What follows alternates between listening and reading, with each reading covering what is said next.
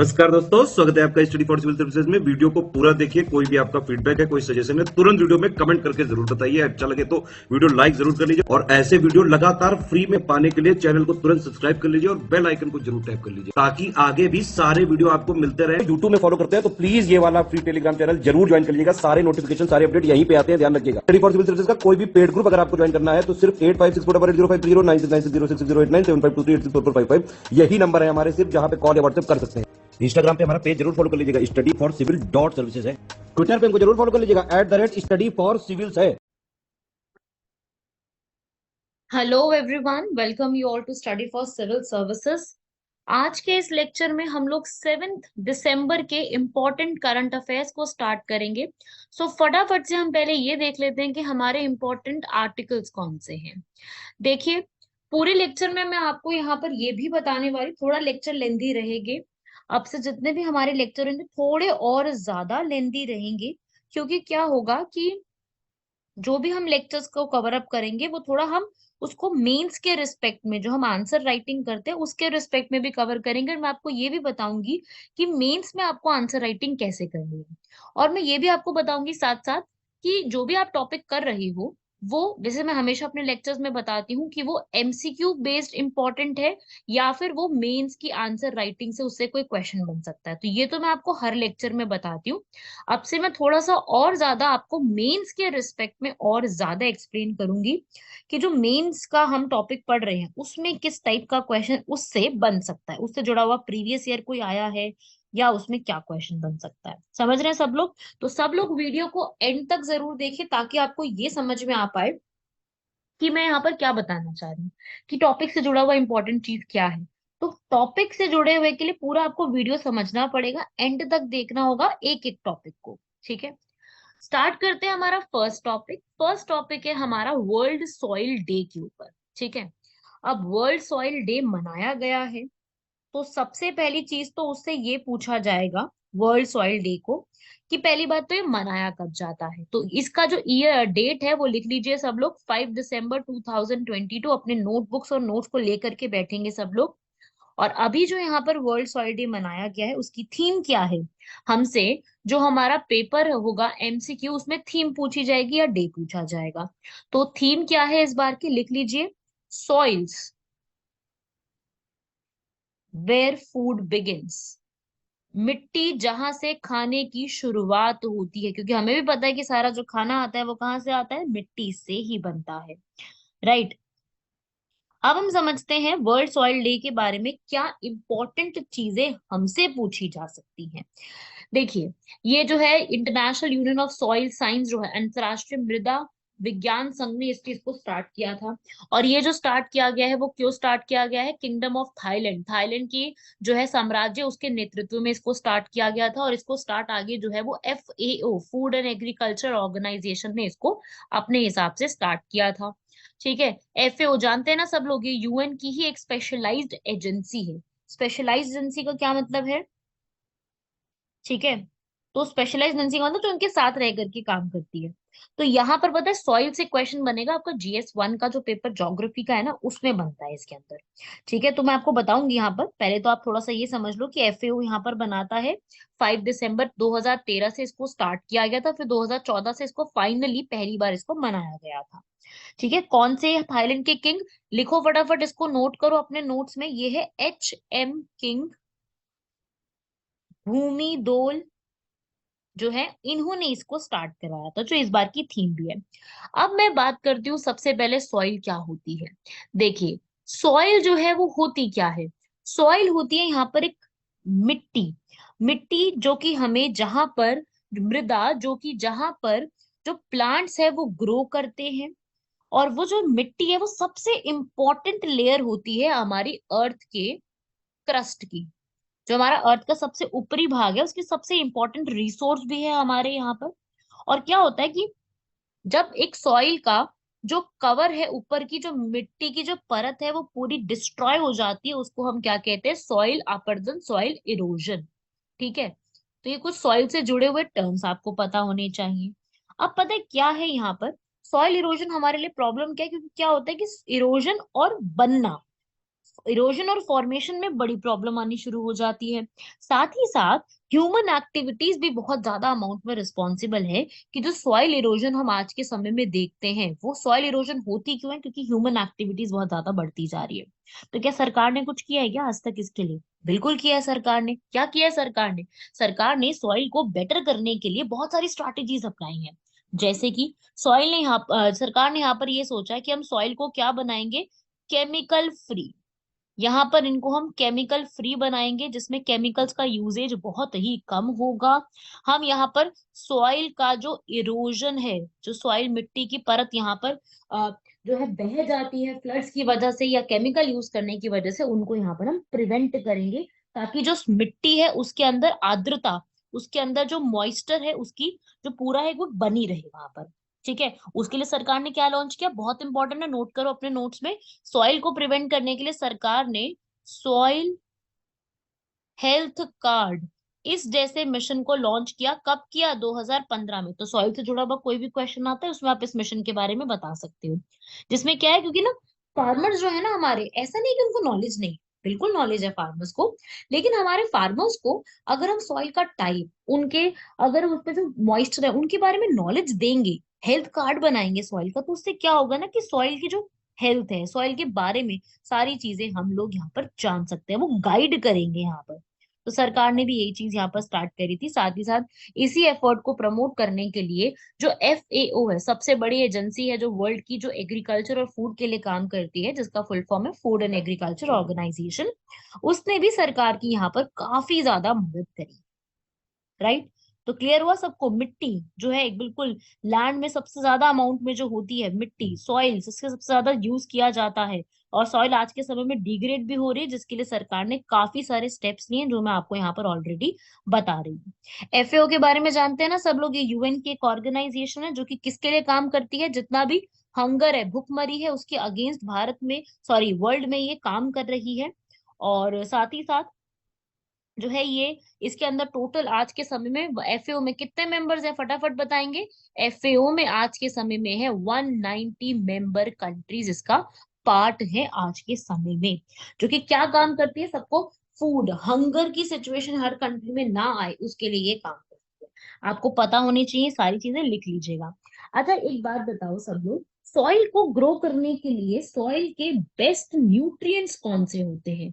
Soil nutrient, soil की health को अच्छे रखने के लिए उसके पोषक तत्व, हिंदी में कहूँ तो पोषक तत्व उसके कौन से होते हैं? पोषक तत्व क्या होते हैं? जो उसके अंदर जरूरी है उसकी ग्रोथ के लिए चाहिए होते हैं।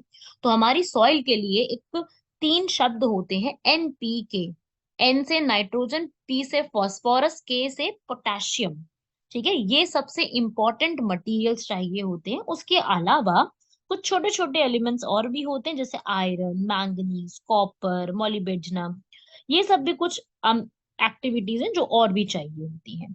ठीक है, क्लियर हुआ सबको सॉइल के बारे में? इस बार की थीम आपसे पूछी जा सकती है, काफी पोस्टर्स डिजाइन हुए हैं इसके ऊपर, सॉइल डे के ऊपर। और अगर मैं बात करूं कि इंडिया के बारे में बात करूं, तो इंडिया में बहुत सारा ऐसा लैंड है जो कि आज के समय में डिग्रेड हो चुका है, जो बहुत ज्यादा खराब अब जो है इसमें हो चुका है। क्लाइमेट चेंज की वजह से उसमें काफी सारी प्रॉब्लम्स आई हैं। ठीक है, तो सरकार ने इसके लिए बहुत सारी कोशिश करी है, बहुत सारे एफर्ट्स किए। आप देख सकते हो यहाँ पर लोग जो है यहाँ पर एफर्ट्स करें ताकि वो सॉइल हेल्थ को और बेटर कर सके।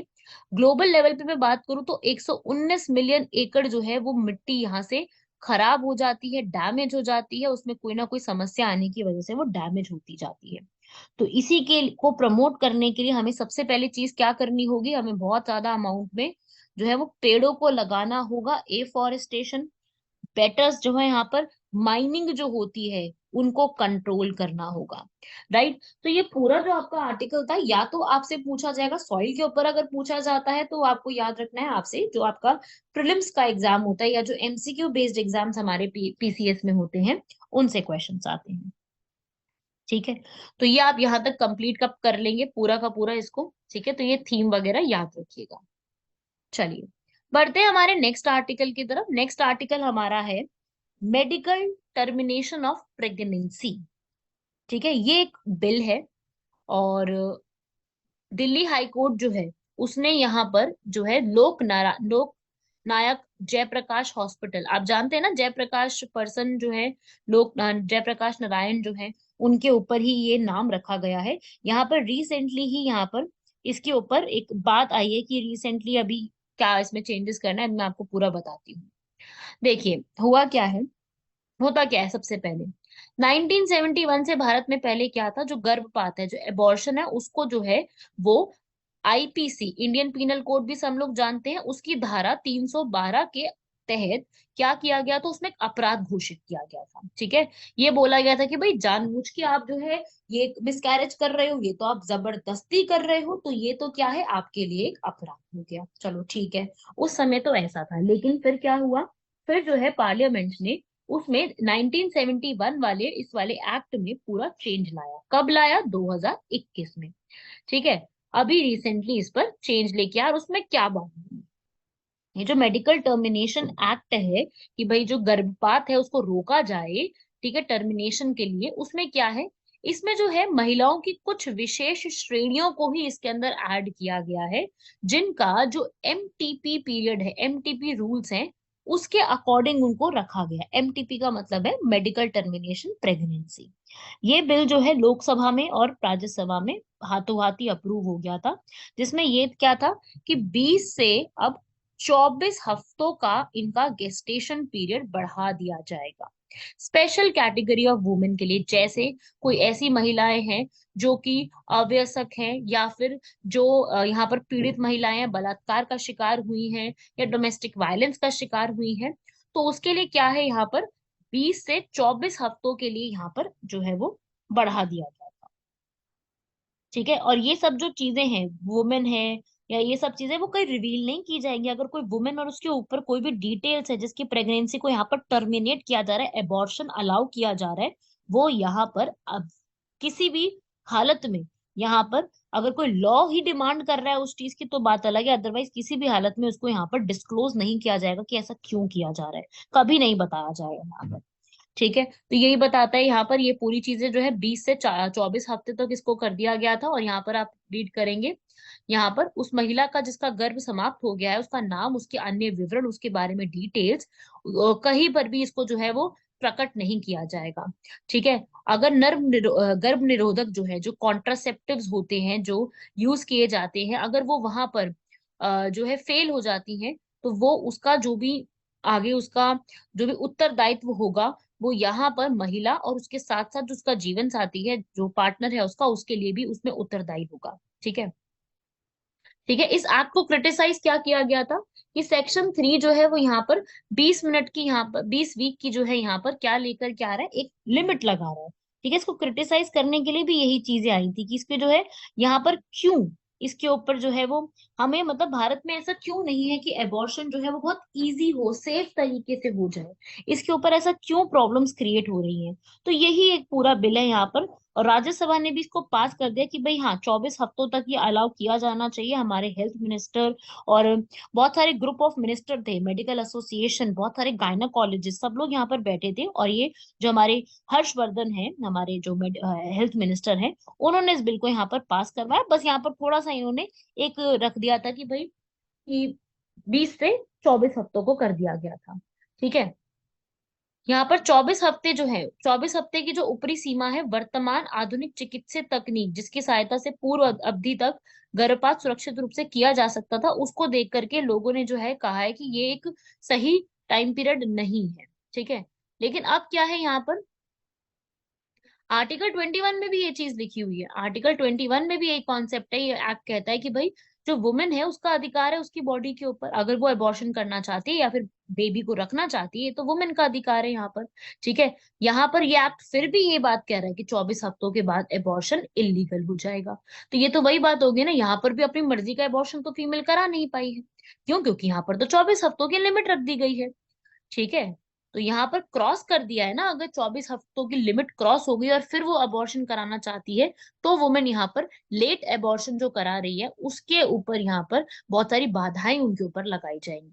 ठीक है, और यहाँ पर इस एक्ट में लिखा है कि such category of women, such category of women को तो सबसे पहले हटाना चाहिए कि ये क्या बात है कि कोई कैटेगरी ऑफ वुमेन रही। तो ये एक सबसे बड़ा है कि अगर कोई पीड़ित महिला है, सिर्फ उन्हीं के लिए ये बिल में जो है अब प्रोवाइड किया गया है। तो ये एक काफी बड़ा प्रॉब्लम यहाँ पर किया गया है। उसी के लिए यहाँ पर बात है कि ये ऐसा क्यों है यहाँ पर। ठीक है। साथ ही साथ यहाँ पर जो भी मेडिकल बोर्ड्स होते हैं उनसे यहाँ पर अगर आप कोई भी आप शेयर करते हो समस्या, तो यहाँ पर जो प्रेग्नेंट वुमेन है उसकी प्रिवेसी का क्या होगा। अगर आप इससे अनुमति लेने जाते हो तो ये गोपनीयता तो रहेगी नहीं इसके अंदर। ठीक है। और यहाँ पर जो है वुमेन को क्या करना पड़ेगा, अपनी गायनाकोलॉजिस्ट है जो उनकी यहाँ पर परामर्श देने के लिए विशेषज्ञ हैं, वो जो है उनसे जाकर के स्त्री रोग विशेषज्ञ से यहाँ पर प्रमाण लेना ही पड़ेगा। ठीक है। तो ये यहाँ पर इसका एक पूरा टॉपिक है। आज के समय में जो ये चीज न्यूज में चल रही है वो यही कह रहा है कि भाई टाइम लिमिट को पहले बढ़ा दिया गया था। ठीक है। इसी के ऊपर यहाँ पर बात है। और जबकि ये जो पूरा एक बिल है इसमें थोड़े से और चेंजेस करने की जरूरत है। ये बिल इसी के बारे में बात करता है कि रिसेंटली तो दिल्ली हाई कोर्ट ने बोला है यहाँ पर जो है रिसेंटली यहाँ पर जो है दिल्ली हाई कोर्ट ने भी ये चीज यहाँ पर जो है वो 22 हफ्ते कंप्लीट हो गए थे उसके बाद भी यहाँ पर जो है गेस्टेशन पीरियड के बाद भी, गेस्टेशन पीरियड क्या होता है, प्रेगनेंसी से स्टार्ट होना, जब फीटस जो है, जो बच्चा जो है वो गर्भ में जन्म ले रहा होता है से लेकर के जब तक वो पैदा नहीं हो जाता, वो टाइम पीरियड को हम कहते हैं गेस्टेशन पीरियड। तो वो गेस्टेशन पीरियड में जो है यहाँ पर तो सीलिंग लगा दी गई थी 20 हफ्तों की, है ना। तो यहाँ पर जो 22 हफ्ते है ना उसमें भी अबॉर्शन अलाउ किया है दिल्ली हाई कोर्ट ने। तो यही एक एक्ट इसके बारे में जो ये पूरा बता रहे हैं ना वो यही चीज है। ठीक है ना। तो ये आप याद रखिएगा, ये इससे पूछा जा सकता है। ठीक है। क्योंकि पता है क्या है, जो मैं आपको एक सिंपल लैंग्वेज में इस पूरे को एक और तरीके से एक्सप्लेन कर देती हूँ। ठीक है। मैं यहाँ पर एक्सप्लेन कर रही हूँ इसको एक शॉर्ट वे में आपके सामने। जो मेडिकल टर्मिनेशन एक्ट 1971 वाला है ना, वो क्या कहता है, वो सिर्फ और सिर्फ पहली बात तो मैरिड वुमेन के लिए था कि मैरिड वुमेन को अलाउ है ये चीज करनी। और इनका टाइम पीरियड था 20 हफ्ते, हर एक के लिए 20 हफ्ते अलाउ किया गया था। और अगर कोई वुमेन का नाम डिस्क्लोज कर देता है या वुमेन की आइडेंटिटी डिस्क्लोज कर देता है तो उसके ऊपर फाइन भी लगाया गया था। अब अभी का जो 2021 वाला एक्ट है ना उसमें पता है क्या चेंज हुआ है, इसमें मैरिड वुमेन तो है ही, इसके अंदर अनमैरिड के लिए जो अविवाहित महिलाएं हैं उनको भी अलाउ कर दिया गया है। लेकिन जो है 20 हफ्ते ही है वो, 20 हफ्ते। लेकिन 24 हफ्ते कब किया गया था, अगर कोई रेप जिनका हुआ है वो सर्वाइवर्स हैं या बच्चे के साथ किसी तरीके की कोई एबनॉर्मेलिटी है। समझ रहे हो। तो यहाँ पर जो फीटस है, जो बच्चा है जो अभी ग्रो कर रहा है, उसके साथ कोई एबनॉर्मेलिटी है तब उस केस में। ठीक है। लेकिन अभी दिल्ली हाई कोर्ट ने इस 20 हफ्तों को यहाँ पर 22 हफ्ते कर दिया है। ठीक है। तो ये पूरा एक एक्ट है, ये जो मैं आपको समझाना चाह रही थी। क्लियर हुआ यहाँ तक सबको, पूरा एक्ट समझ में आ गया ना। चलिए बढ़ते हैं नेक्स्ट आर्टिकल की तरफ। नेक्स्ट आर्टिकल है वेरी इंपॉर्टेंट, बिम्स्टेक। सब जानते हैं, सबने बिम्स्टेक के बारे में जरूर सुना होगा। सबसे पहले तो मैं आपको बिम्स्टेक का ये बता दूं पहले, जो एक एमसीक्यू बेस्ड एग्जाम के लिए इंपॉर्टेंट है। फिर मैं आपको बताऊंगी कि इसमें जो है यहाँ पर जो इम्पोर्टेंट वो होते हैं ना, जैसे मेंस के ऊपर क्या क्वेश्चन बन सकता है। देखिए पहले तो मैं पहले बिम्स्टेक पे बताती हूँ, फिर मैं टॉपिक पे आती हूँ कि एक्चुअली में टॉपिक क्या है। पहले बिम्स्टेक देखेंगे, ये है। इसमें आपको देखो सब लोग, ये जो यहाँ पर पिक्चर आप देख रहे हो ये एक्चुअली में बिम्स्टेक है। बिम्स्टेक वो कंट्रीज हैं जो कि बे ऑफ बंगाल, फुल फॉर्म में भी आप देखोगे बे ऑफ बंगाल, बंगाल की खाड़ी के आसपास जितने भी राज्य कंट्रीज पड़ती हैं वो है यहाँ पर बिम्स्टेक, जिसके अंदर आप देख सकते हो 7 कंट्रीज आती हैं। पता है पहले इसकी फुल फॉर्म क्या हुआ करती थी, पहले बी से था बांग्लादेश,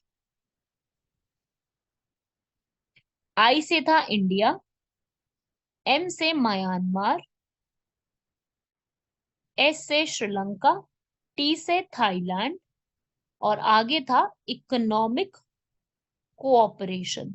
लेकिन हुआ क्या इसमें, जो ये 5 तो कंट्रीज थी, अब क्या हुआ, नेपाल और भूटान ने यहाँ पर इच्छा जताई ऐड होने की, तो यहाँ पर नेपाल और भूटान को ऐड कर लिया गया।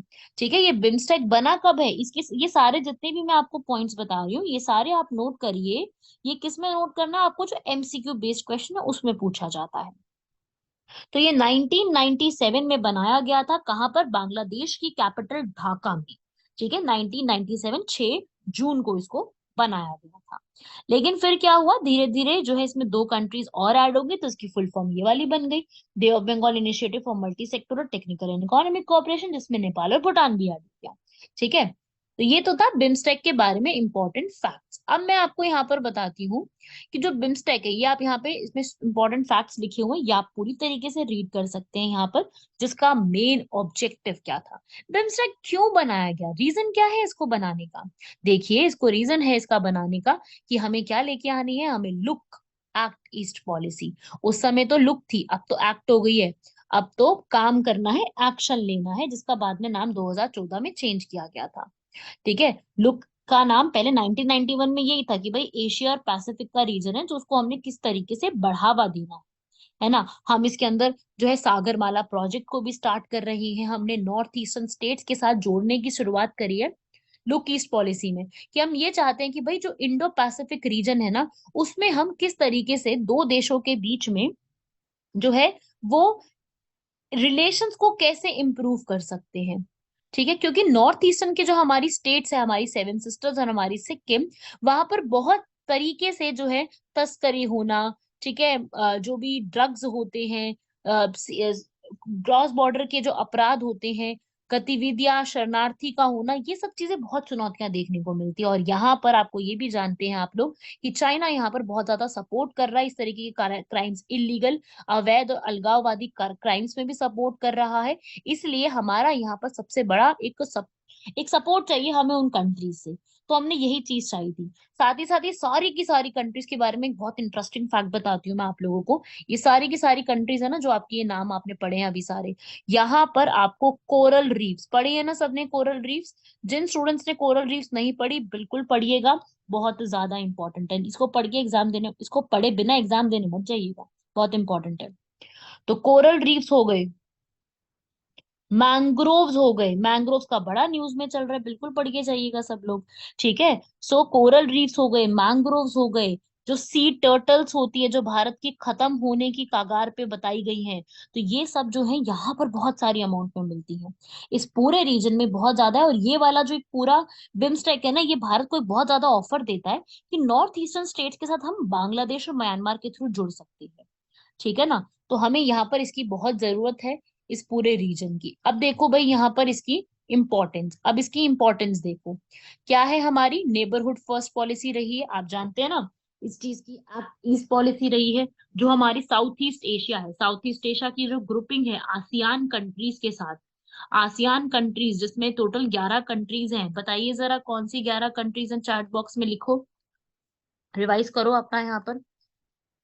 ठीक है, क्योंकि इंडिया क्या चाहता है, इंडिया अपने आप को ग्लोबल पावर चाहता है, इंडिया चाहता है विश्व गुरु बनना, विश्व गुरु। तो विश्व गुरु बनने के लिए आपको अपने जो नेबर्स हैं उनका तो सपोर्ट चाहिए ही होगा। तो ये एक प्रॉब्लम, मतलब ये सारी चीजें हैं यहाँ पर। और इंडिया यहाँ पर चाहता है कि अपना जो डायस्पोरा है, जो हमारे यहाँ से रहने वाले वहां पे लोग हैं, वो भी बढ़े, जिससे इंडिया की गुडविल जो है यहाँ पर, भारत की सद्भावना जो है वो यहाँ पर बढ़ेगी। साथ ही साथ आप ये भी जानते हैं, सब लोगों ने पढ़ा होगा कहीं ना कहीं पर, ये चीज नहीं पता तो मैं आज बता देती हूँ, कि चाइना का belt belt and road initiative है, जिसको हम शॉर्ट में बीआरआई कहते हैं, जो पहले ओबोर था, वन बेल्ट वन रोड, अब बीआरआई हो गया है। ये जो चाइना अपना एक्सपैंड करता जा रहा है, बढ़ाता जा रहा है, इसको कैसे रोकेंगे। इसको रोकने के लिए हमें अपने जो नेबरहुड है उनके साथ अच्छे रिलेशन करने ही पड़ेंगे। अदरवाइज क्या होगा, नुकसान अपना होगा, या फिर हमारे रिलेशंस अच्छे नहीं होंगे तो प्रॉब्लम हमें ही झेलनी पड़ेगी। ठीक है, तो यहाँ पर वही है जो हम 2025 तक चाहते हैं कि आसियान के साथ हम लोग अपना कनेक्शन बढ़ा दे, तो बिम्स्टेक हमारे लिए काफी एक बड़ा एक स्रोत साबित हो सकता है अपने रिलेशंस को अच्छा करने के लिए साउथ एशियन एसोसिएशन के साथ। साउथ एशिया के रीजन में अपना दबदबा बनाने के लिए इंडिया ये काम कर सकता है।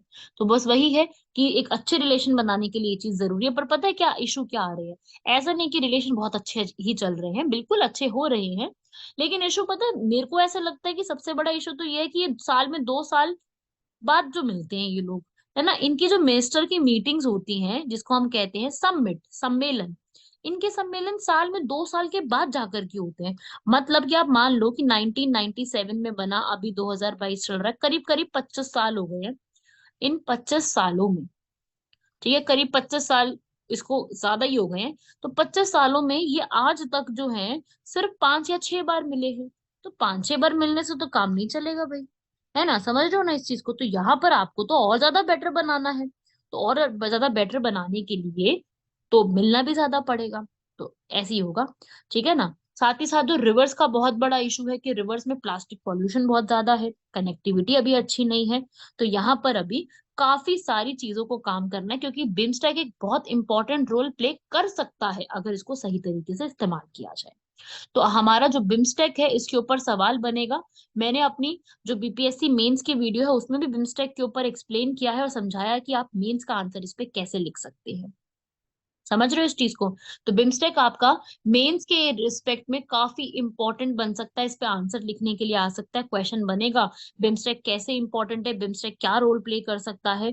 इंडिया जो है वो एक नया एरा लेकर के आ रहा है, कॉपरेशन बढ़ाने की कोशिश कर रहा है, तो कैसे हो सकता है, ऐसे सब आपसे सवाल किए जा सकते हैं, ये बाकियों से कैसे अलग है, ठीक है ना? समझ रहे हो? तो ऐसा सवाल आपसे बिल्कुल इस पे पूछा जा सकता है, इसको आपको पढ़ना है। जो मैंने आपको बताया वो सारे पॉइंट्स आपको नोट करने हैं, हर एक पॉइंट जो मैं बता रही हूँ इधर उधर की कोई बात नहीं है, जो पॉइंट आपको बताया जा रहा है सारा कुछ आपके एग्जाम के लिए इंपॉर्टेंट है, एज इट इज एग्जाम के लिए इंपॉर्टेंट है। तो पढ़िए रखिएगा इसको, पूरा का पूरा इसको लिखेंगे, वरना काम नहीं चल पाएगा, ठीक है? चलिए बढ़ते हैं हमारे नेक्स्ट आर्टिकल की तरफ। Next, electoral bond. Electoral bonds मैंने आपको अपनी काफी पहले जो है स्टार्टिंग की वीडियो में इसके बारे में समझाया। अगर किसी स्टूडेंट ने वो वाली वीडियो कंप्लीट करके देखी है, सुनी है, तो उसको वो आता होगा। अगर किसी को यहाँ पर जो है नहीं पता है, मैं उसको यहाँ पर पूरा एक्सप्लेन कर रही हूँ अभी। सब लोग सामने अच्छे से, बहुत अच्छे से इलेक्टोरल बॉन्ड्स को समझेंगे, क्योंकि अभी रिसेंटली ही इलेक्टोरल बॉन्ड्स की जो विंडो है वो ओपन कर दी गई है दिसंबर 5 से। तो अब जिन स्टूडेंट्स को यही नहीं पता कि इलेक्टोरल बॉन्ड्स क्या होता है, उनको डिफिकल्ट आएगा कि ये क्या चीज चल रही है। तो मैं आपको यहाँ पर पूरा समझा रही हूँ इलेक्टोरल बॉन्ड्स क्या होते हैं, इनका मीनिंग क्या होता है, इनका काम क्या है, ठीक है? तो अब समझेंगे इलेक्टोरल बॉन्ड्स क्या है। सबसे पहले तो इसका मीनिंग समझो। इलेक्टोरल बॉन्ड्स को हिंदी इंग्लिश दोनों में चुनावी बॉन्ड इसके नाम से ही जाना जाता है। इलेक्टोरल बॉन्ड्स एक तरीके से जो है यहाँ पर 1000, 10,000, 1 लाख, 10 लाख, 1 करोड़, इतनी डिनोमिनेशंस में आप मनी कलेक्ट कर लेते हो यहाँ पर, जो कि आप, मैं बेसिकली अगर इसको शॉर्ट लैंग्वेज में बताऊं ना, तो ये होता है चंदा। ठीक है, मैं ये नहीं बोलूंगी प्रॉपरली चंदा होता है, पर ये एक ऐसे होते हैं कि जो भी इंडिया का सिटीजन है वो इसको परचेज कर सकता है। कहाँ से? एसबीआई से। एसबीआई की कुछ ब्रांचेस है, वहां से परचेज कर सकते हो। आपने अगर केवाईसी, नो योर कस्टमर, पूरा फिल करा है, कुछ भी है, तो सब कुछ आप इसमें यहाँ पर स्टार्ट कर सकते हो। और आप यहाँ पर जो है, अब पता है कितना अमाउंट कलेक्ट हो चुका है? ये करीब 10,000 करोड़ से भी ज्यादा का अमाउंट ऑलरेडी कलेक्ट हो चुका है, ठीक है? जब से इलेक्टोरल बॉन्ड्स आए हैं ना, तब से।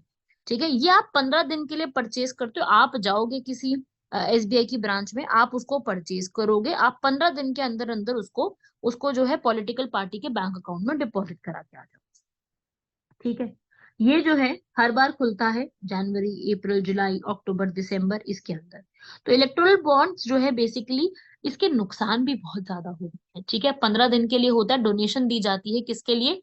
पॉलिटिकल पार्टी के लिए। ऐसे नहीं किसी भी पॉलिटिकल पार्टी को, उस पॉलिटिकल पार्टी को जिसने लास्ट इलेक्शन के अंदर करीब 1% सीट्स तो यहाँ पर सिक्योर की ही है, ठीक है? उनको यहाँ पर पैसा जो है वो दिया जाता है। अब तुम लोग ये सोचोगे यार कि ये क्या मतलब है कि पैसा दिया जाता है, पैसा यहाँ पर कौन जाके पैसा दे रहा है, ठीक है? सबसे बड़े इसके लिए नुकसान यही है कि यहाँ पर आइडेंटिटी जो है, अगर आप यहाँ पर डोनेट कर रहे हो तो आपकी आइडेंटिटी रिसीवर को बताई ही नहीं जाएगी, ठीक है? आपको बताया ही नहीं जाएगा कि आपकी पहचान क्या है, ठीक है? यहाँ पर ये पब्लिकली पार्टी नहीं बताया जाता। सो पारदर्शिता इसके अंदर सबसे बड़ा इशू है कि इसमें तो पारदर्शिता बिल्कुल है ही नहीं। क्यों? क्योंकि हमारी सुप्रीम कोर्ट कहती है कि हमारे पास तो जानने का अधिकार है, हमारे पास तो राइट टू नो का अधिकार है ना? कौन से आर्टिकल में? आर्टिकल 19 में। तो हमें तो जानने को मिल ही नहीं रहा कि भाई कौन सी पॉलिटिकल पार्टी के पास कहाँ से इतना पैसा आ रहा है, हमें तो पता ही नहीं कि क्या है यहाँ पर। समझ रहे हो? तो ये एक बड़ी प्रॉब्लम है। यहाँ पर पता है क्या होता है? कोई भी इंडिविजुअल, कोई भी कंपनी यहाँ पर कितना भी डोनेशन देती है, उसकी कोई लिमिट ही तय नहीं कही गई है कि भाई 1000, 10,000, करोड़, 1 करोड़, 10 करोड़, कितना, कुछ नहीं बताया गया। तो इससे क्या हुआ, इससे तो करप्शन बढ़ गया है, क्योंकि कोई भी आकर के आपको मनी देगा और क्या करेगा आपसे, आप जब आप जीत जाएंगे तो आपसे अपना काम करवाएगा वहां पर। तो यहाँ पर कोई लिमिट ही डिसाइड नहीं की गई है। यहाँ पर सीधा ये कह दिया गया है कि भाई आप यहाँ पर चुनाव के बॉन्ड खरीदोगे, आप उनको मदद करोगे, और उससे क्या होगा, जो भी पॉलिटिकल पार्टी है कल को वो आपकी बन जाती है, पॉलिटिकल पार्टी वो पावर में आ जाती है, तो वो पॉलिटिकल पार्टी के जरिए आप अपने सारे बाकी के काम निकलवाओगे, है ना, आप टेंडर हासिल करोगे उससे। ठीक है, तो ये सारी चीजें जो है ये यहाँ पर इसमें इलेक्टोरल बॉन्ड्स में आती है। तो इसके लिए क्या है ना, छोटे से टाइम पीरियड के लिए ओपन होते हैं, लेकिन इसमें आपका नाम नहीं बताते, ना पॉलिटिकल पार्टी को बताया जाता है, बट प्रैक्टिकली ऐसी चीजें होती नहीं है, प्रैक्टिकली सब कुछ बताया जाता है, बहुत लूप होल्स है इसके अंदर। क्या होता है ना कि आप जो है सरकार का जितना भी व्यवसाय घराने हैं, बड़े बड़े व्यवसायिक है, बिजनेस हाउसेज हैं, वो यहाँ से उनका फायदा ले लेते हैं। ठीक है, उससे क्या होता है, करप्शन और ज्यादा बढ़ता जा रहा है, और कुछ नहीं है, इससे करप्शन और ज्यादा इंक्रीज होता जा रहा है। इसमें बहुत ज्यादा लूप होल्स है, क्योंकि यहाँ पर बता नहीं रहे हो कहाँ से आ रहा है पैसा, पर्सन का मतलब इंक्लूड, कंपनी वगैरह सबको यहाँ पर जो है वो इंक्लूड कर दिया गया है। तो जो लोग हैं वो तो यहाँ पर भर भर के पैसा देते हैं, उनको पता है कि अगली बार सरकार आएगी तो हमारा तो काम ही यहाँ पर निकल जाना है, तो यहाँ पर काम भी आसानी से निकल जाता है। ठीक है, तो यहाँ पर ना ये पारदर्शिता इसमें बिल्कुल है ही नहीं। इसमें ना क्या है, इसमें ब्लैक मनी और ज्यादा भर गई है मार्केट के अंदर। तो ये एक बहुत बड़ा प्रॉब्लम है, 10,000 करोड़ से भी ज्यादा पहुंच गया है, तो ये तो बहुत गड़बड़ वाली बात है। ठीक है ना, तो इसके बारे में मैंने आपको फर्स्ट लेक्चर में भी अपने समझाया है, आई थिंक 20 नवंबर का लेक्चर है, उसमें भी मैंने आपको समझाया, उसको भी एक बार जरूर देखिएगा, बाकी यहाँ पर भी मैंने आपको समझाया वो भी देखिएगा। ठीक है, तो ये है इलेक्टोरल बॉन्ड्स, यहाँ पर इस तरीके से काम करते हैं। पहले एक बैंक को चूज किया जाएगा, बैंक आपको यहाँ पर बॉन्ड देगा, और फिर आप वो खरीदेंगे, चाहे आप चेक लो या डिजिटल पेमेंट करो, आप अपनी यहाँ पर पार्टी को आप वो दोगे 15 दिनों के अंदर अंदर, और आप जाके उस पॉलिटिकल पार्टी के अकाउंट में डिपॉजिट करा के आ जाओगे। समझ रहे हो? चलिए आगे बढ़ते हैं। इसके बाद हमारे इंडिया और नेपाल के रिलेशंस पे, इंडिया नेपाल रिलेशन बहुत इंपॉर्टेंट टॉपिक है। ठीक है, इंडिया और नेपाल के जो रिलेशंस है आज के समय में, ये बहुत प्रॉब्लम भी आ रही है। अब मैं स्टार्टिंग से बात करती हूँ। इंडिया और नेपाल के रिलेशन की अगर मैं बात करूँ तो बहुत पुराने समय से हम उनका फ्रेंडशिप का हमारा टाई रहा है। क्यों? क्योंकि हम उनके साथ बहुत बड़ा एक बॉर्डर भी शेयर करते हैं। हमारी इंडिया की 5 इंडियन स्टेट्स, सिक्किम, वेस्ट बंगाल, बिहार, उत्तर प्रदेश, उत्तराखंड के साथ बॉर्डर भी शेयर करते हैं। और जब आजादी मिली थी, वैसे तो देखो नेपाल किसी के अंडर उपनिवेशवाद में आज तक रहा नहीं, इंडिया तो रहा है ना, ब्रिटिशर की कॉलोनी रहा है। तो जब हम आजाद हुए थे, इंडिया और नेपाल ने एक ट्रीटी साइन की थी, जो कि है treaty of peace and friendship 1950 में, जिसमें हम लोगों ने डिसाइड किया था कि इंडिया और नेपाल के रिश्ते मजबूत करेंगे, और साथ ही साथ हमारे जो है यहाँ पर बॉर्डर पे कोई फेंसिंग नहीं है। कैसे बॉर्डर है? ओपन बॉर्डर है, ओपन तरीके से बॉर्डर रखते हैं। यहाँ पर इंडिया में कभी भी नेपाल का पर्सन आए और इन नेपाल का पर्सन कभी भी इंडिया वहां पे जाए, इंडिया में मतलब ओपन है। ठीक है ना, यहाँ पर इसी तरीके से 8 मिलियन नेपाली सिटीजन इंडिया में रहते भी और इंडिया में काम भी करते हैं। ठीक है ना, तो ये इसीलिए हो पाया है। सो इंडिया नेपाल रिलेशन में ये एक बड़ी कड़ी है। अब इसके बाद क्या हुआ, नेक्स्ट इज कि इंडिया और नेपाल के रिलेशन में बहुत सारी जो है अच्छी बातें भी हैं, जैसे काफी सारा एक्सचेंज ऑफ इंटरेक्शन, मतलब कि हाई लेवल की जो मिनिस्टर्स होते हैं उन मिनिस्टर्स के बीच में मीटिंग भी यहाँ पर होती है। पार्लियामेंट के भी यहाँ पर आना जाना लगा रहता है, इंडिया में स्टडी टूर के लिए लोग आते हैं, और इंडिया हमेशा से जो नेपाल की आर्मी है उनको मदद करने में आगे रहा है। बिल्कुल, हम वहां की इवन हमारी आर्मी में गोरखा रेजिमेंट्स का अलग से एक रेजिमेंट तक है, पता है ना सबको ये चीज? अरे ये सब तो ठीक है, एक और बताती हूँ मैं आपको। यहाँ पर इवन जो हमारी 8th शेड्यूल है, पता है ना सबको, 8th शेड्यूल हमारे संविधान का, उसमें नेपाली जो है वो हमारी एक ऑफिशियल लैंग्वेज के रूप में भी है। ठीक है, एक हमारी ऑफिशियल लैंग्वेज तक भी है। ठीक है, हम उनका डिफेंस भी बहुत अच्छे से करते हैं। हम उनके साथ एक एक्सरसाइज भी करते हैं, सूर्य किरण, ये आर्मी एक्सरसाइज है। हम इनके साथ कोई भी नेवल एक्सरसाइज नहीं करते, नेपाल के साथ नेवी की नहीं करते, नौसेना की। क्यों? क्योंकि वहां पर पानी नहीं है ना, लैंड लॉक्ड है, तो कैसे ही करेंगे वहां पर। ठीक है, तो यहाँ पर गोरखा रेजिमेंट्स भी, उनको भी हम ट्रेन करते हैं यहाँ पर। हमेशा से जब भी नेपाल में कोई भी समस्या आई है हमने उनकी बहुत मदद करी, उनको वहां पर अर्थक्वेक आया हमने खूब मदद करी। ठीक है। उनके साथ कोई भी प्रोग्राम यहाँ पर बनाना है, हेल्थ के ऊपर, वाटर के ऊपर, खूब यहाँ पर हमने उनको काम किए हैं। इवन हम लोगों ने जो गंगा रिवर के ये जो जो रिवर कंट्रीब्यूट करती हैं, कोसी नदी हो गया, राम गंगा हो गई, ठीक है, घग्गर, गंडक, कोसी, ऐसी रिवर जो नेपाल से इंडिया आती है, उनके साथ भी हम लोगों ने वहां पर बहुत ज्यादा उनके लिए जो है वो डैम्स बनवाए हैं। हमने उनके लिए काफी सारे नए नए काम उनके साथ हमने मिलकर के किए हैं। ठीक है।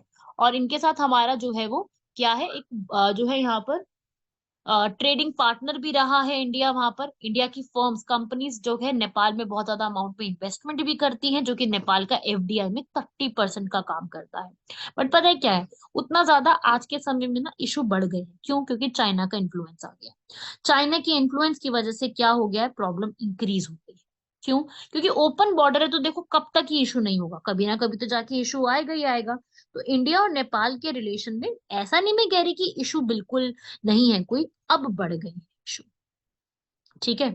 यहाँ पर जो अभी रिसेंटली, अभी जब मैं ये लेक्चर रिकॉर्ड कर रही हूँ ना, उसके 1 घंटे पहले की ही मैंने न्यूज पढ़ी है कि जो उत्तराखंड है ना, उत्तराखंड के बॉर्डर पर जो है यहाँ पर पथराव किया गया, जिसमें इंडिया ने डिसाइड करा कि अब जो है थोड़ा सा हमें यहाँ पर कुछ तो करना पड़ेगा, क्योंकि भारत और नेपाल के बॉर्डर पर हमेशा कुछ ना कुछ तनाव बना रहता है। ठीक है। कभी कुछ ना कुछ, धारचूला का एरिया है, वहां पर पथराव हुआ है, तो कुछ ना कुछ इशू यहाँ पर नया बन ही रहा है। तो इंडिया और नेपाल के बॉर्डर पर ना कोई टेंशन यहाँ पर अब बढ़ती जा रही है। ये सबसे पहली चीज, तो ओपन बॉर्डर है तो कोई ना कोई सिक्योरिटी का इशू आता है। नेपाल इंडिया के लोगों को उतना ज्यादा जो है वो इक्वल ट्रीटमेंट नहीं देते हैं। यहाँ पर बिम्स्टेक का है जो है वो उतना अच्छे से यहाँ पर उसको सपोर्ट नहीं करता है। ठीक है। नेपाल जो है वो बिम्स्टेक को यहाँ पर उतने अच्छे से सपोर्ट ही नहीं करता। और पता है क्या है, ये 3 सबसे बड़े इशू है। ठीक है। क्योंकि नेपाल अभी चाइना के साथ अपने रिलेशन को बढ़ा रहा है, और साथ ही साथ काला पानी लीपू लेक का जो बॉर्डर है, उसका डिस्प्यूट यहाँ पर बढ़ रहा है। ये बहुत बड़ा इशू है। ठीक है। इंडिया और नेपाल के रिलेशंस में यहाँ देखो भाई, मैप में देखो, नेपाल जो है वो पूरा क्या है, एक तरीके से लैंड लॉक्ड है। पूरा लैंड है ना आसपास, इधर उत्तराखंड है, इधर हमारा यूपी है, इधर हमारा बिहार है, इधर हमारा सिक्किम है, ऊपर ये चाइना है। तो नेपाल पूरा लैंड लॉक्ड होने की वजह से प्रॉब्लम क्या है उनमें, कि उन्होंने ना, मैं पूरा यहाँ पर एक्सप्लेन कर रही हूँ, ध्यान से समझिएगा। एक ट्रीटी हुई थी जिसका नाम है treaty of Sugauli. Treaty of Sugauli कब की गई थी? ये ट्रीटी ऑफ सगौली 1816 में की गई थी। किस किस के बीच में? ये एंग्लो नेपालीज का जो वॉर चल रहा था, जो वॉर चल रहा था उसमें की गई थी, जो कि ईस्ट इंडिया कंपनी और गजराज मिश्रा जो नेपाल के थे, उनके साथ में यहाँ पर साइन की गई थी। जिसमें पता है इन्होंने क्या मान लिया, कि ये जो एक रिवर आ रही है, काली रिवर, जो काली नदी है ना, वो यहाँ पर बेसिस है। काली नदी नदी के इधर का रीजन इंडिया है, काली नदी के इधर का रीजन नेपाल है, सीधा बात। अब क्या हुआ, इस रिवर ने रास्ता चेंज कर लिया, अभी ये रिवर ऐसे फ्लो कर रही है, ये है रिवर काली। ठीक है। तो ठीक है, चल रहा है सब कुछ। अब इस रिवर ने रास्ता ऐसे चेंज कर लिया, मैं नया रास्ता बना रही हूँ, उसको देखो सब लोग डॉटेड लाइंस में। ये रिवर का नया रास्ता आ गया, मैं ऐसे ही बना देती हूँ। ठीक है। ये रिवर का नया रास्ता आ गया। रिवर के इस नए रास्ते की वजह से अब ट्रीटी के हिसाब से तो भाई ये वाला रीजन नेपाल का है, लेकिन यहाँ पे जो हमेशा से लोग रहे हैं वो तो भारतीय रहे हैं। तो क्या हो गया, ये रीजन अब इशू में आ गया। और यहाँ पे 3 रीजन आते हैं जो इशू में है। एक है लिम्पियाधुरा, एक है काला पानी, और एक है लीपू लेक। ये 3 रीजन जो है वो इशू में आ गए इंडिया और नेपाल के लिए। तो ये एक बहुत बड़ा, अब मैं जो बता रही हूँ ना आपको, कारण बन गया, प्रॉब्लम हो गई है, वो ये कारण बना है, इंडिया और नेपाल के बीच में जो है प्रॉब्लम आई है इन 2 रीजन की वजह से। समझे बात को? तो ये 3 रीजन है यहाँ पर जो प्रॉब्लम में है।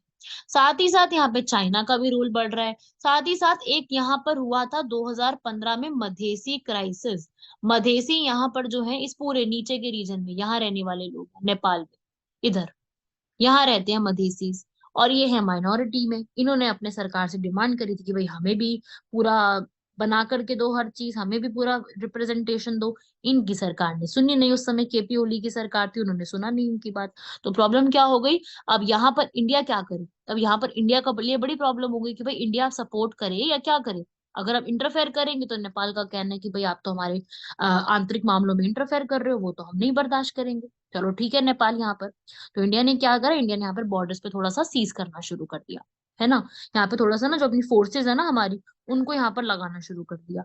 अब फोर्सेज लगानी शुरू कर दी तो भाई प्रॉब्लम आ गई वहां पर, तो नेपाल में तो बहुत बड़ी प्रॉब्लम शुरू हो गई इस चीज को लेकर के। तो ये जो है ना, ये पूरी जो प्रॉब्लम है ना, ये आई थी जब, ये प्रॉब्लम जो है मैं आपको बता रही हूँ ना, ये सब प्रॉब्लम्स आई है नेपाल और इंडिया के बीच में। तो ये सब अगर प्रॉब्लम्स यहाँ पर नहीं आती ना नेपाल और इंडिया के बीच में, तो रिलेशन और अच्छे होते हैं। पर आज के समय में ये और इंडिया इंडिया के बीच में और नेपाल में ये प्रॉब्लम्स चल रही है। तो मैंने आपको सारी प्रॉब्लम समझाई है, ठीक है। मैंने जो बीपीएससी के लेक्चर्स रिकॉर्ड करे हैं ना, वो मेंस के आंसर राइटिंग वाले, उसमें भी मैंने बहुत सारी चीजें बहुत अच्छे से समझाई हैं। तो कभी आपको मौका लगे आप जरूर उसको भी देखिएगा, समझे बात को। तो ये है पूरा एक कॉन्सेप्ट यहाँ पर इस चीज का। और इसको आगे और बेटर करने के लिए अब क्या इंडिया ने करा है, इंडिया जो है वो हमेशा से जो है एक रेगुलेटरी रिजाइम लाने की जरूरत है, जो कि अभी तक नहीं आई है। एक रेगुलेशन लाने की जरूरत है जिसमें क्या होगा, अगर आप इंडिया और नेपाल के बीच में अगर आप ट्रैवल कर रहे हो तो आपको एक आइडेंटिटी कार्ड यहाँ पर लेके आना पड़ेगा। प्लस जितने भी हमारे पहले के प्रोजेक्ट उनको कंप्लीट करने की जरूरत है। नेपाली सिटीजन्स को हमने वैसे तो काफी ज्यादा दर्जा दिया हुआ है, उसी दर्जे को हम आगे भी बढ़ा सकते हैं, उसमें और चेंजेस करके हम जो है वो नेपाल के साथ रिलेशंस को बेटर बना सकते हैं। ऐसा नहीं है कि रिलेशन बेटर नहीं हो सकते, पर हाँ आज के समय में रिलेशंस जो है ना, वो प्रॉब्लम सबसे ज्यादा कर रहे हैं, क्योंकि जो नेपाल है ना और इंडिया है, इनके जो साइड में बढ़ता है ना चाइना, ये चाइना जो है ना, हमें नेपाल के साथ रिलेशन अच्छे करने की बहुत जरूरत है, क्योंकि चाइना और इंडिया के बीच में जो, अगर मैं बात करूं, एक बफर स्टेट है, या मैं आपके लिए एक वर्ड और यूज करती हूँ यहाँ पर, सैंडविच स्टेट है, वो यहाँ पर नेपाल है। तो हमें ये बहुत जरूरत है कि हम नेपाल के साथ रिलेशन को अच्छे रखें, ताकि इंडिया की सब कॉन्टिनेंट में तो ये सारी जो प्रॉब्लम है ना, ये सॉल्व की जा सकती है। समझ गए बात को। तो ये था हमारा इंडिया और नेपाल के ऊपर। आई होप आप लोगों को समझ आया होगा। अगर आपको इंडिया नेपाल पूरे अच्छे से क्लियर हुआ है तो कमेंट करके मुझे जरूर बताइए कि आप लोगों को यहाँ तक पूरा क्लियर हुआ है या नहीं। ठीक है। नेक्स्ट लास्ट टॉपिक हमारे पास आता है रेमिटेंसेस। रेमिटेंस, रेमिटेंस क्या होता है? सबसे पहले तो मैं ये बता दूं कि रेमिटेंस जो है वो होता क्या है। रेमिटेंस होता है कि आप जो है किसी दूसरी कंट्री में हो और आप अपनी कंट्री में पैसा भिजवा रहे हो, तो वो रेमिटेंस में काउंट होता है। ठीक है। एक कंट्री से दूसरी कंट्री में पैसे भिजवाने की जो ये प्रक्रिया होती है, उसको वित्तीय प्रेषण, रेमिटेंसेस के नाम से जाना जाता है। ठीक है। अब ये रेमिटेंस जो है, यहाँ पे देखेंगे इसका क्या इम्पैक्ट पड़ता है, ये मैं आपको पूरा वन बाय वन यहाँ पे समझाऊंगी। पहले हम समझते हैं कि हुआ क्या है। ठीक है। अब ये जो है इंडिया में जो रेमिटेंस है, वो $100 बिलियन का मार्क क्रॉस करने ही वाला है। ठीक है। 2022 में ऐसा वर्ल्ड बैंक ने कहा है, पूरे वर्ल्ड में सबसे ज्यादा टॉप जो रेमिटेंसेज आए हैं वो इंडिया में आए हैं। ठीक है। क्यों? क्योंकि यहाँ पर जो है वो 12% से 12% इंक्रीज हुआ है, 7.5% था लास्ट, और ज्यादा बढ़ा है यहाँ पर। ठीक है। यहाँ पर इंडिया का जो रेमिटेंस जो है वो बहुत ज्यादा बढ़ रहा है, तो 100 बिलियन में जा रहा है, जो कि वर्ल्ड का टॉप हो जाएगा 2022 में, ऐसा तक खत्म होते होते ऐसा इन्होंने बोला है। ठीक है। इंडिया और नेपाल दो इसके अंदर रहे हैं जो काफी ज्यादा आगे यहाँ पर इस चीज में रहे हैं। तो ये वर्ल्ड बैंक ने अपनी रिपोर्ट्स में इसके बारे में पूरी तरीके से एक्सप्लेन किया और ये बताया है कि टॉप 5 कहाँ पे रही हैं जिन्होंने जो रेमिटेंस को लिया है। India, China, Mexico, Philippines, Egypt. ठीक है। और ये आप याद रखिएगा, इसके अंदर जो जो वैल्यू आई है। लेकिन ऐसी कंट्री जिनकी पैसा आने की वजह से जीडीपी में भी ग्रोथ हुई है, समझो बात को। यहाँ पर वैल्यू तो मैं बिल्कुल कह रही हूँ कि इंडिया टॉप पे है, लेकिन वो उनकी जीडीपी में सिर्फ हमारी 3% का इजाफा दे रहा है। तो यहाँ पर जीडीपी में वैल्यू नहीं बढ़ी है इंडिया की। तो यहाँ पर ऐसी टॉप 5 कंट्री जिनकी जीडीपी में भी वैल्यू बढ़ी है, वो है tonga, Lebanon, Kyrgyzstan, Tajikistan, El Salvador. ठीक है। टोंगा तो वहां पे है पैसिफिक आइलैंड में, लेबनान, किर्गिस्तान पता है ना सबको, किर्गिस्तान और तजाकिस्तान सेंट्रल एशियन कंट्रीज हैं, और El Salvador central American countries हैं। तो इंडिया यहाँ पर टॉप में आ चुका है, लेकिन इसको और ज्यादा प्रमोट करने के लिए जीडीपी में भी हमें इंक्रीज करने की जरूरत है। ठीक है, क्योंकि यहाँ पर ना बहुत ज्यादा डॉक्यूमेंटेशन वगैरह जो होती है उसको खत्म कर देना चाहिए। डॉक्यूमेंटेशन कम से कम होगी तो आना जाना यहाँ पर थोड़ा माइग्रेंट्स के लिए इजी हो जाता है। ठीक है, तो यहाँ पर कोविड-19 की वजह से भी यहाँ पर पहले तो कम हुआ था, लेकिन अब यह है कि कैश ट्रांसफर बहुत बढ़िया होने लग गया है। ठीक है, साथ ही साथ हमारे जितने भी माइग्रेंट है वर्कर्स जो बाहर काम कर रहे हैं एजेंसीज के थ्रू, इनकी प्रोटेक्शन की भी जिम्मेदारी हमारी सरकार की होनी चाहिए। प्लस जितनी भी ये रेमिटेंस भेजने के ऊपर जो सरकार चार्ज लगाती है ना, फीस लगाती है, agent charge, conversion charge, top in tax, बहुत सारे टैक्सेस लगाती है। तो ये जो टैक्सेस होते हैं ना, इनको रिड्यूस करने की जरूरत है। यही सरकार कहना चाहती है कि इन टैक्सेस को रिडक्शन, इन टैक्सेस की रिड्यूस करने की जरूरत है। क्लियर हुआ है यहाँ तक सबको? तो ये अगर मान लीजिए ये बढ़ती हैं चीजें, तो इन्वेस्टमेंट बढ़ेगी हमारी, क्योंकि हम एक रिलायबल फॉर्म में, एक विश्वसनीय फॉर्म में आगे निकल के आएंगे, हमारी फॉरेन करेंसी बढ़ रही होगी। ठीक है, इंपोर्ट बढ़ेगा यहाँ पर, और नेगेटिव इम्पैक्ट भी ये वाले हैं। ठीक है भाई, क्लियर हुआ आप लोगों को? तो ये सब आप याद रखिएगा, इस तरीके से इससे सवाल पूछा जा सकता है। जो आज हमने पूरा आर्टिकल पढ़ा है, पूरे आर्टिकल में अगर मैं इसको समराइज करूं, तो पांचों आर्टिकल में से आपके जो बिम्स्टेक है और जो इंडिया नेपाल रिलेशन है, वो मैं कहूंगी कि सबसे ज्यादा इंपॉर्टेंट है। आपने पूरा आर्टिकल पढ़ा, आपको ये समझ में आया कि ये वाला टॉपिक जो है आपके एमसीक्यू बेस में ज्यादा बनेगा। ये वाला भी एमसीक्यू यूपीएससी के लिए पूछा जा सकता है, बिल्कुल आ सकता है। बिम्स्टेक हमारे एमसीक्यू के लिए और मेंस के लिए तो बहुत ही ज्यादा इंपॉर्टेंट है। इलेक्टोरल बॉन्ड्स आपको कॉन्सेप्ट बिल्कुल पता होना चाहिए, मेंस के लिए आ सकता है, और एमसीक्यू में इसके ऊपर स्टेटमेंट वाले क्वेश्चन बन सकते हैं। इंडिया नेपाल रिलेशन तो बहुत ही ज्यादा मेंस के जीएस पेपर 2 की आंसर राइटिंग के लिए हद से ज्यादा इंपॉर्टेंट है। इस पे आप मान के चलो कि क्वेश्चन पक्का आएगा किसी ना किसी फॉर्म में। ये मैं ये नहीं कह रही डायरेक्ट क्वेश्चन आएगा, पर किसी ना किसी फॉर्म में, चाहे घुमा फिरा के पूछे चाहे डायरेक्ट पूछे, बट आएगा जरूर इसके ऊपर क्वेश्चन, क्योंकि ये क्वेश्चन अपने आप में एक इम्पोर्टेंट है। समझे? चलिए बढ़ते हैं हमारे आज के क्वेश्चंस की तरफ। लास्ट हम लोग फटाफट से क्वेश्चन पढ़ के इसको खत्म करते हैं। आज मैंने आपका बहुत टाइम ले लिया। मुझे बताइएगा आपको ये लेक्चर क्लियर हुआ है या नहीं, मुझे जानना है आप लोगों से। कमेंट करके बताइए, जो सब लोग पढ़ रहे हैं सुन रहे हैं, वो लेक्चर सबको क्लियर हो रहा है, सबको समझ में आ गई या नहीं। चलिए आगे बढ़ते हैं। National commission for backward classes, NCBC. ये जो है एनसीबीसी, ये 1993 में 2018 के एक्ट में पास हुई है। 102 अमेंडमेंट एक्ट, बिल्कुल ठीक लिखा है। इसके लिए अलग से बनाया गया आर्टिकल 338 बी। देखिए, सबसे पहले आर्टिकल 338 था, जिसमें एससी एसटी और ओबीसी तीनों के लिए एक ही कमीशन थी। पर फिर क्या हुआ, एससी और एसटी ने डिमांड करनी शुरू करी कि एससी एसटी अलग अलग प्रजातियां हैं, एससी अलग है एसटी अलग है, कल्चरली भी और जोग्राफिकली भी। तो क्या हुआ कि आर्टिकल 338 ए बना दिया गया, जिसमें एससी के लिए, सॉरी एसटी के लिए अलग से यहाँ पर क्रिएट कर दी गई। तो फिर एसटी की डिमांड के बाद यहाँ पर जो है 1993 में बैकवर्ड क्लासेस के लिए भी अलग से कर दिया गया, लेकिन इनको कॉन्स्टिट्यूशन में जगह नहीं मिली थी। कॉन्स्टिट्यूशन में इनको जगह आर्टिकल 338 बी, 102 अमेंडमेंट एक्ट 2018 में पास हुआ, और एनसीबीसी यहाँ पर बनाई गई, जिसके अंदर चेयरपर्सन, वाइस चेयरमैन और अदर 3 मेंबर्स होते हैं। सारे स्टेटमेंट्स इसमें करेक्ट लिखी हुई हैं। तो national commission for backward classes से जुड़े हुए ये कुछ छोटे से क्वेश्चन था, इसको आप लोग जरूर नोट कर लीजिएगा, ये एग्जाम के लिए इंपॉर्टेंट है। National commission for backward classes से प्रीवियस ईयर्स भी यूपीएससी ने भी क्वेश्चन पूछे हैं, और जो हमारा बीपीएससी यूपीपीसीएस है, इन्होंने भी इसके ऊपर कुछ ना कुछ आपसे सवाल करे हैं। तो ये तो आप सबको यहाँ तक याद करना ही पड़ेगा। क्लियर है? बढ़ते हैं हमारे लास्ट क्वेश्चन की तरफ। लास्ट क्वेश्चन है हमारा रबड़ बोर्ड। जैसे कि आपको पता है भारत के अंदर टी बोर्ड है, टी को प्रमोट करने के लिए। कॉटन बोर्ड है, कॉटन की कल्टीवेशन के लिए। जूट बोर्ड है। उसी प्रकार से भारत में एक रबड़ बोर्ड भी है। तो आपका टी बोर्ड का क्वेश्चन यूपीएससी पूछ चुकी है। अब मैं आपके सामने जो क्वेश्चन लेके आई हूँ वो जुड़ा हुआ है रिलेटेड टू रबड़ बोर्ड। भारत में जो रबड़ बोर्ड है उससे जुड़े हुए क्वेश्चन है कि ये क्या हो है, या इसमें क्या क्या चीजें होती है रबड़ इंडस्ट्री के लिए।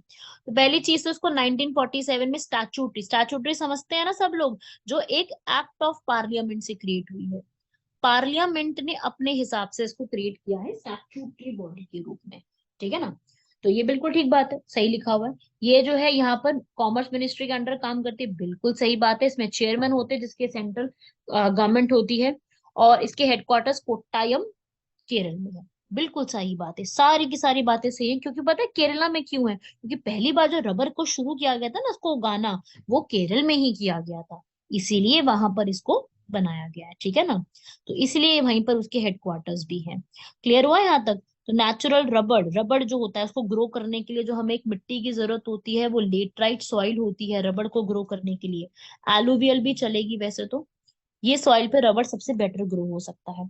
लेकिन पता है इसको उगाने के लिए हमें रेन बहुत चाहिए, कम से कम 100 दिन ऐसे चाहिए जो रेनी सीजन के हो पूरे साल में, ठीक है। तो ये तो हमें बहुत जरूरी है, नेचुरल रबर जो है वो यहाँ पर, ठीक है ना। और अगर मैं बात करूं वर्ल्ड में इंडिया का स्थान कौन सा है रबर को प्रोड्यूस करने में, इंडिया का स्थान है 4th प्रोड्यूस करने में रबर को। लिख लो अपने नोट्स में ये सारी चीजें, ठीक है, बनाने में, ठीक है, ये लिख लीजिए। और टॉप कौन करता है इसके अंदर?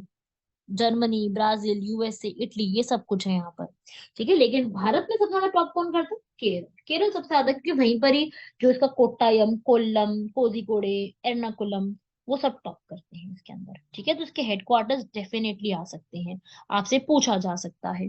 वही मैं बात करूँ टी बोर्ड के हेडक्वार्टर्स कहाँ है, तो वो है कोलकाता में। ऐसे ही जूट के भी वही है, जूट के क्योंकि वहीं पर उगता है ना सबसे ज्यादा, इसलिए वहीं पर ही बना दिया है। समझ गए? और कॉफी बोर्ड के कहाँ होंगे? फटाफट बताइए। बैंगलोर में, क्योंकि कॉफी सबसे ज्यादा कहाँ पे मिलती है? कर्नाटका, बैंगलोर, राइट। चलिए, सब कुछ नोट कर लिएगा, कर लीजिएगा यहाँ तक। आज मैंने काफी जो है आपको एक्सप्लेन की हैं चीजों को, आई होप सब लोगों को समझ में भी आ गई होंगी, और सबने अच्छे से नोट्स भी बनाए होंगे। इन नोट्स को आपको रिवाइज करना है, सिर्फ बना के नहीं छोड़ देना है, रिविजन करना बहुत ही ज्यादा जरूरी है। अदरवाइज वही है कि लिखते तो हम बहुत कुछ है, कंटेंट तो हमारे पास बहुत होता है, पर बात क्या है कि हम उसको जब तक लिखेंगे, याद नहीं रखेंगे उसको, तो फिर दिक्कत आती है। समझ गए भाई बात को यहाँ तक सब लोग? तो ये है आपका पूरा का पूरा इस बार का लेक्चर। मिलते हैं आप लोगों से अगले लेक्चर में। थैंक यू बहुत पेशेंटली मुझे सुनने के लिए। मिलते हैं आप लोगों से अगले लेक्चर में। धन्यवाद। जय हिंद।